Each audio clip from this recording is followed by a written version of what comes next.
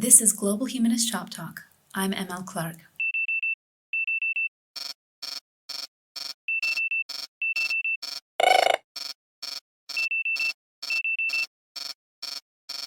In December 2022, an attorney named Kelly Conlon was with her daughter's Girl Scout troop going to a Rockettes show in New York.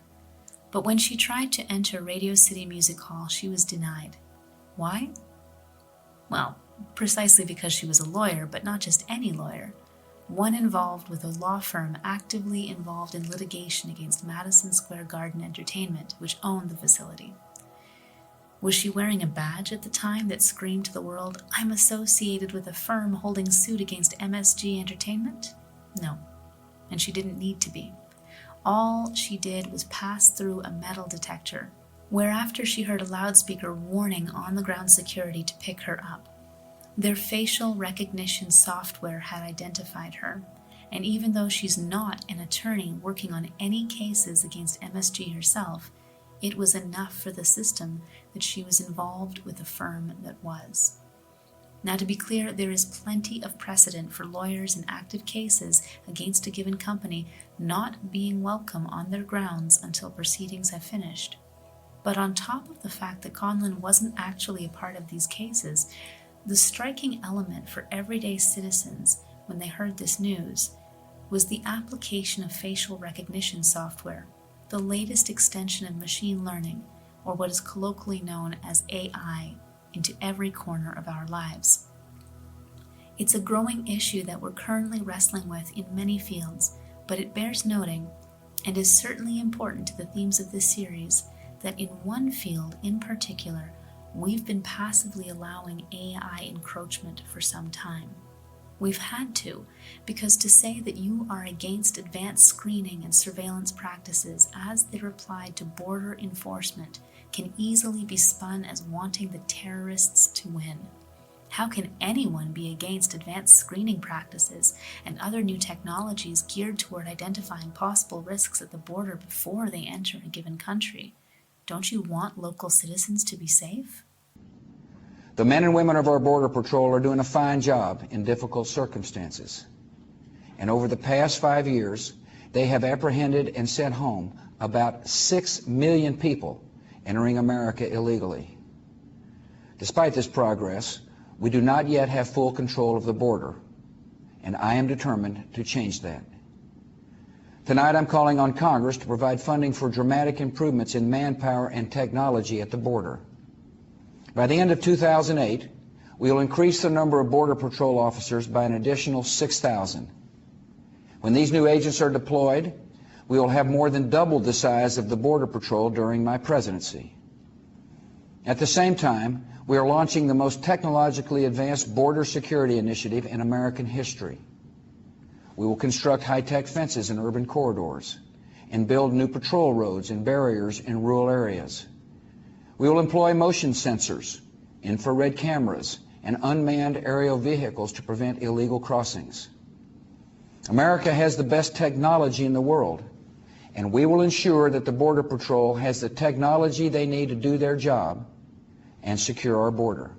As we explored in the previous episode, rigid borders are a fairly recent phenomenon in human history, stepped up by the paranoia and the wartime trauma of our last century.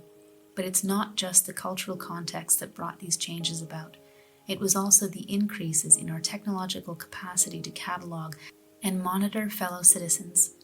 As with ever so many facets of modern human society, from the Gatling gun to the nuclear bomb, we are often in such a rush to be the first to implement new technologies that we don't often stop to consider the consequences of said technology until it's been fully installed in our cultures. And by then it's often too late to do much about it. In the US in particular, it's especially difficult to advocate for relaxing any extreme flight restriction or security protocol advanced by the Transportation Security Administration without opening oneself to the charge of hating the US and wanting its enemies to win. So perhaps it's already too late to ruminate about the consequences of allowing border security to become a testing ground and playing field for increased encroachment on civilian privacy. But one can hope not. one can always hope that even if we have and continue to make some rather poor choices with respect to our priorities around border maintenance and civic security, we can always make other ones, given enough time and cultural education.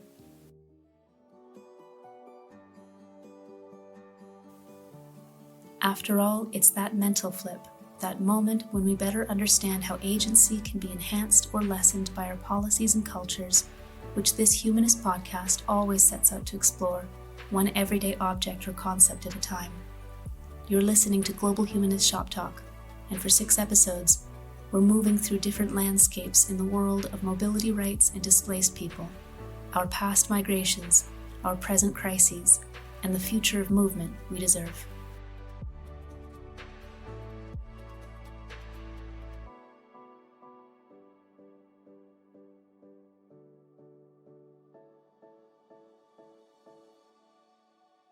One of the quote-unquote cutest forms of new surveillance tech is the so-called robot dog, a quadrupedal machine loaded with sensors and cameras, which is currently being developed and tested by the Department of Homeland Security for use by the U.S. Customs and Border Patrol.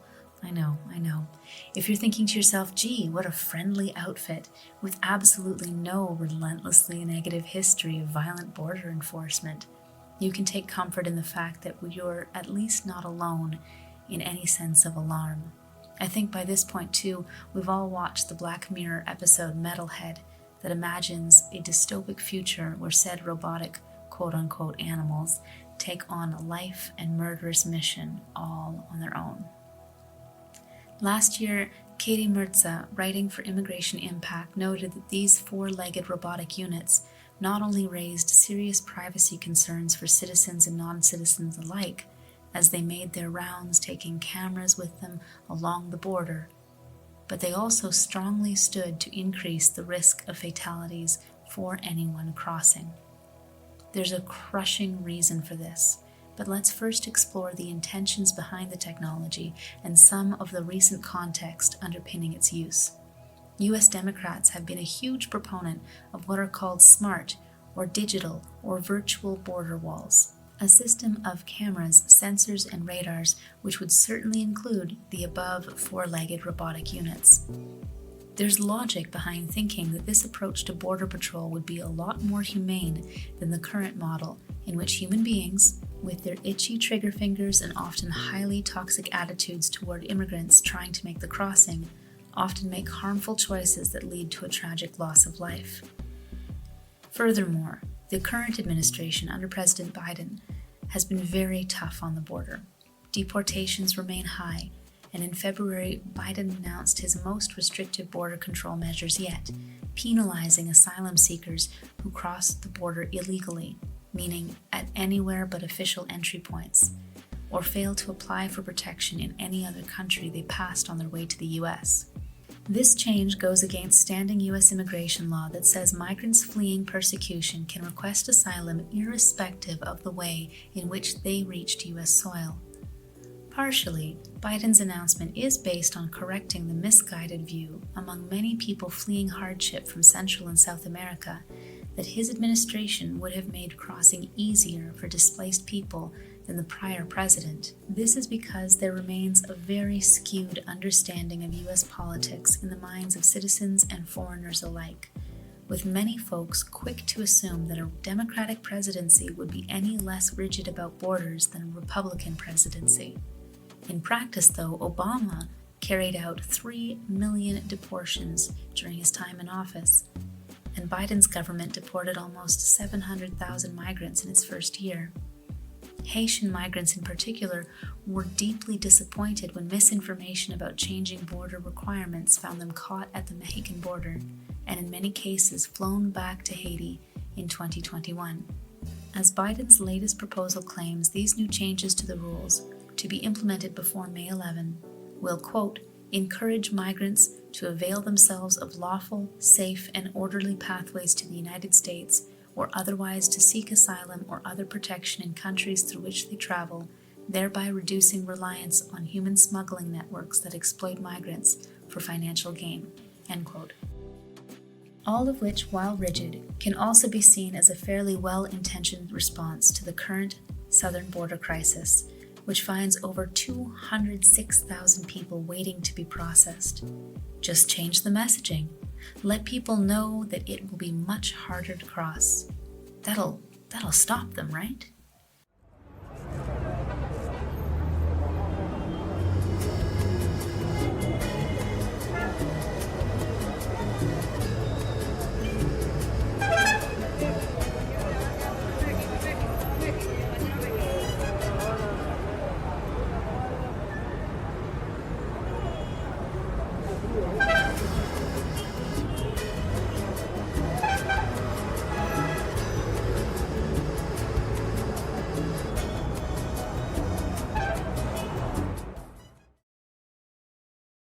In Colombia, there's a region called Tapón del Darién, the Darien Plug or Gap, which is notoriously dangerous to cross and which desperate immigrants will try their luck with anyway.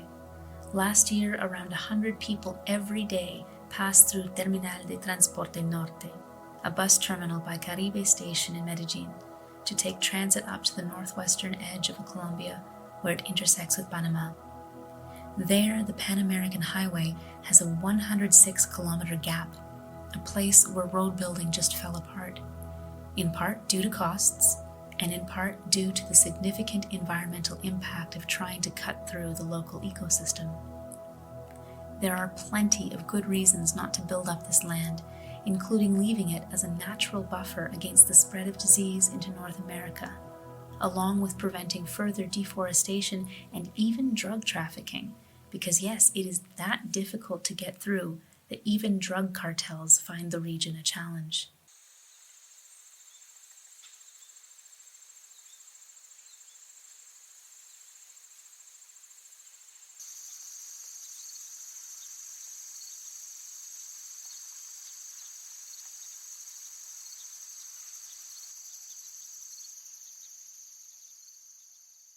Instead of a roadway, then, desperate migrants face a flat marshland on Colombia's side and a huge mountainous rainforest on Panama's side. It would take around 4 days of hiking for a person in decent health and with good protective gear, which is not the case for many migrants who arrive shabby and often with children to get across. It's also an extremely rainy region, one of the rainiest on the planet. Often the people who die while making the journey are swept off in flash floods in their sleep. And others die because they're too exhausted to continue, or because they acquired an infection from an untreated blister or other small wound along the way. Medical help simply does not exist, and there's no good way to reach the injured. This is the terrain of carnivorous mammals, snakes, and aggressive insects, along with robbers and rapists, of course, as plagues any potential migrant route. And even before you get to this gap, there are still huge risks on what road exists. 39 people died just this February when a bus carrying potential migrants to that difficult terrain went off a cliff. Of the over 150,000 migrants who crossed in 2022, 18 died in the attempt. Of the rest, plenty arrived on the other side in wretched shape. All of which brings us back to the attempt to use legal deterrence to keep migrants from coming to the US-Mexico border, and the complex use case of new technology in particular, because there's a reason many are against using this new, supposedly more human digital alternative, a border wall of cameras and robots to replace the inefficiencies of fellow human beings. Simply put, it does not stop desperate migrants. It only changes the routes they'll take, and often for the worse, to far more perilous crossings well outside the extended range of digital scanning technology.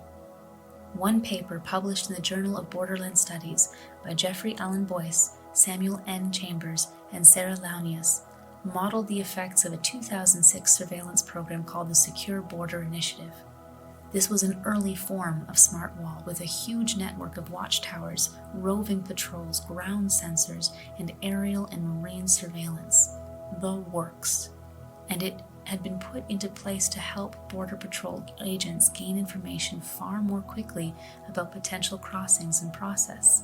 However, that wall system was discontinued in 2011 because it was found to be ineffective and also very poorly implemented in the first place. More tellingly, though, was that even this grand system did not mitigate the human costs. Instead, it changed human behavior, and for the worse.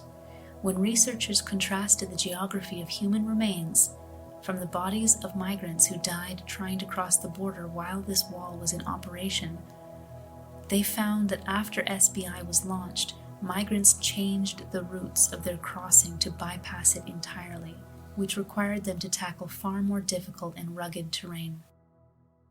As the authors of the study noted, quote, "We found a meaningful and measurable shift in the location of human remains toward routes of travel outside the visual range of the SBI net system, routes that simultaneously required much greater physical exertion, thus increasing people's vulnerability to injury, isolation, dehydration, hypothermia, and exhaustion.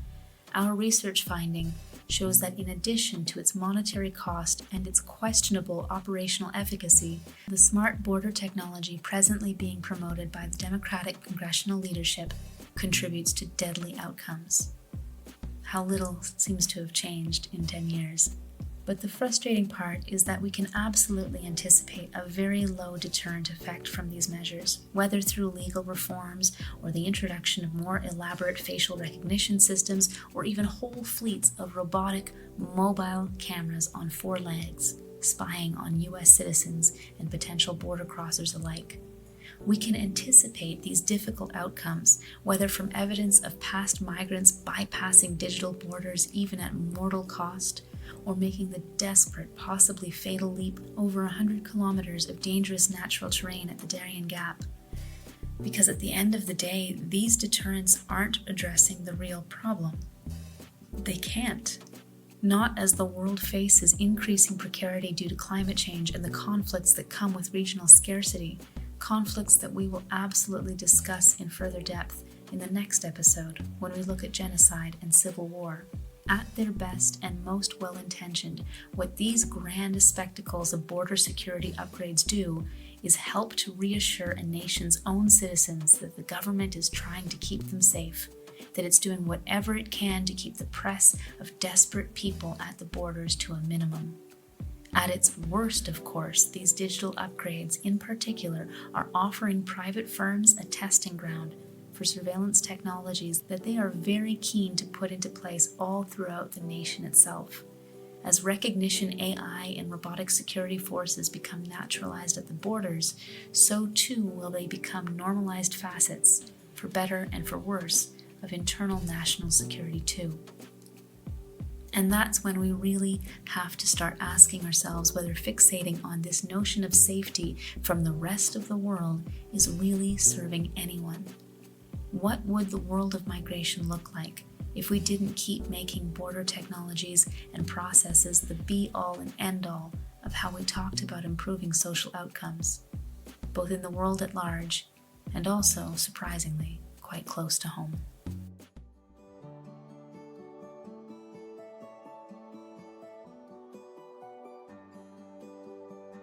This has been Global Humanist Shop Talk with ML Clark. Maurizio Ferraz is my one-man dream team of an audio production specialist. Studio space and resources were provided by Agencia El Grifo, and all further credits for cited and referenced content can be found in attached episode notes.